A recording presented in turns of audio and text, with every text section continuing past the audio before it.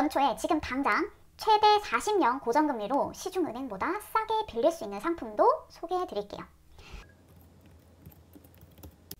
안녕하세요. 재테크스터디 리니입니다.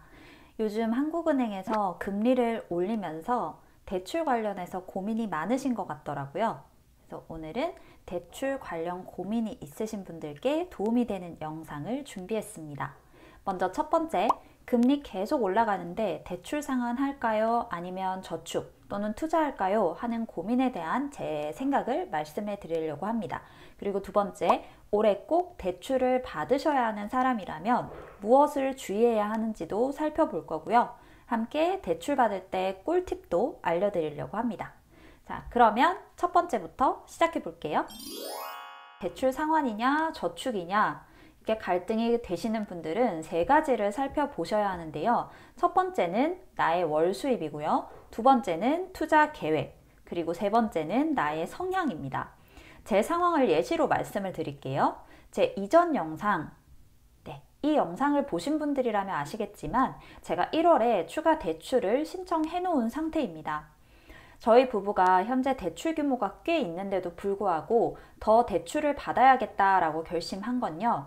남편이 3월 1일자로 복직을 하기 때문인데요.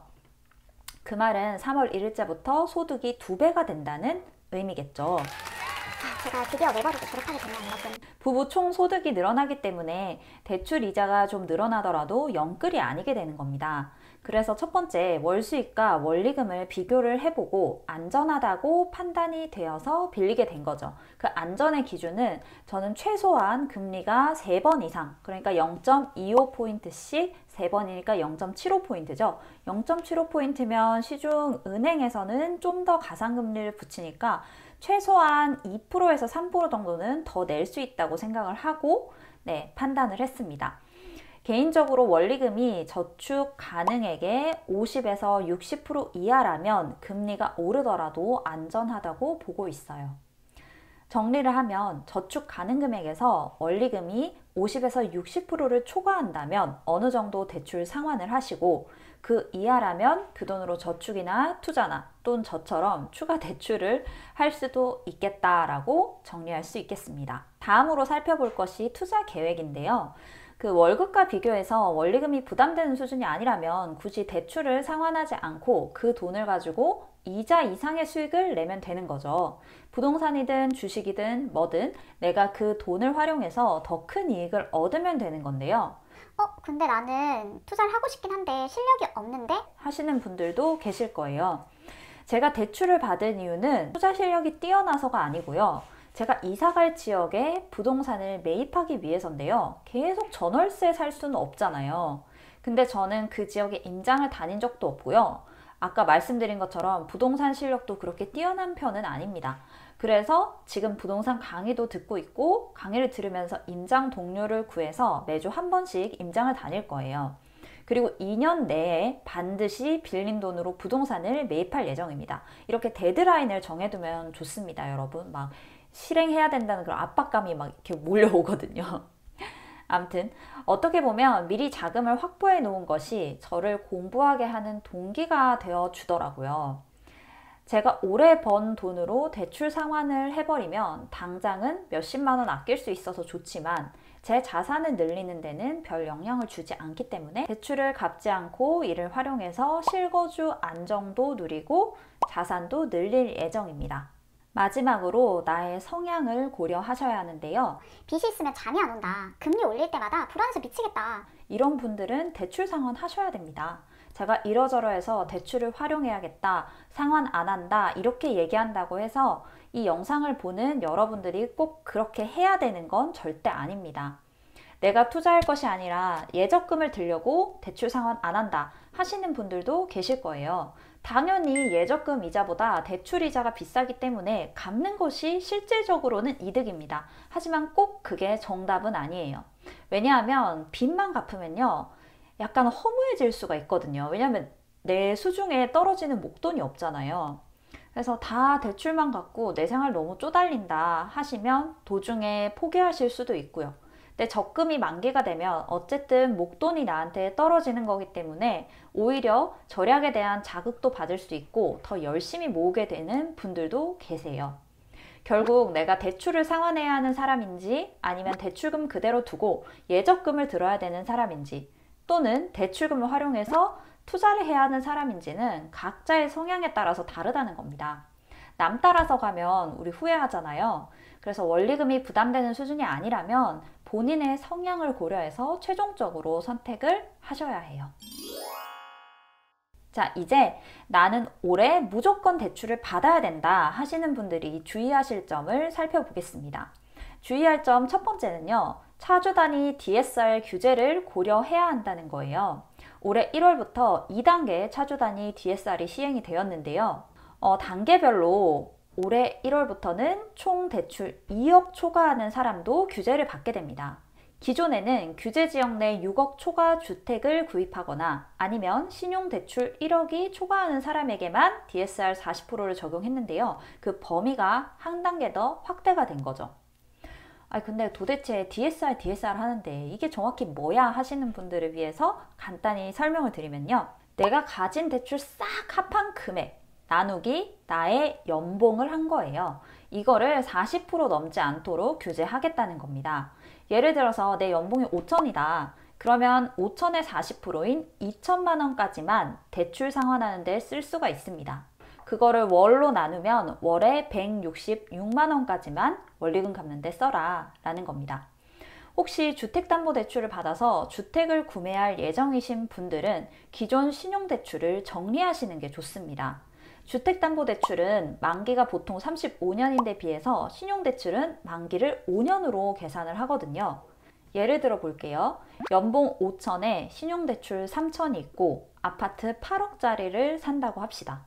그러면 최대 2억 3천까지 주택담보대출을 받을 수 있는데요. 신용대출을 일부를 갚고요. 연봉 5천에 신용대출 1,200만 원 그리고 아파트 8억짜리를 산다면 주택담보대출은 3억 2천까지 받을 수 있습니다.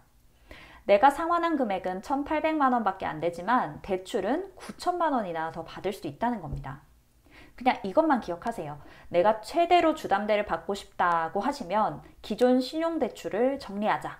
그리고 하나 더, 총 대출 2억 초과하면 안 된다는 건요. 역계산하면 주담대를 받아서 아파트를 사실 경우에 5억 이하의 아파트만 매수 가능하다는 거예요.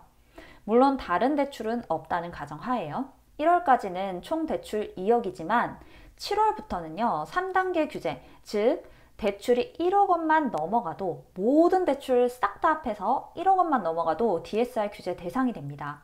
역산하면요. 주택 가격이 2억 5천만 원 이하일 때만 대출을 받아서 매수 가능하다는 거예요. 결론은 대출 받아서 올해 꼭 주택을 구매해야 한다 하시는 분들은요. 7월이 되기 전에 5억 이하 아파트를 매수해야 한다는 뜻이니까요. 조금 빨리 움직이시는 게 좋을 것 같아요. DSR 규제에서 제외되는 대출도 적극 활용하시면 좋겠죠.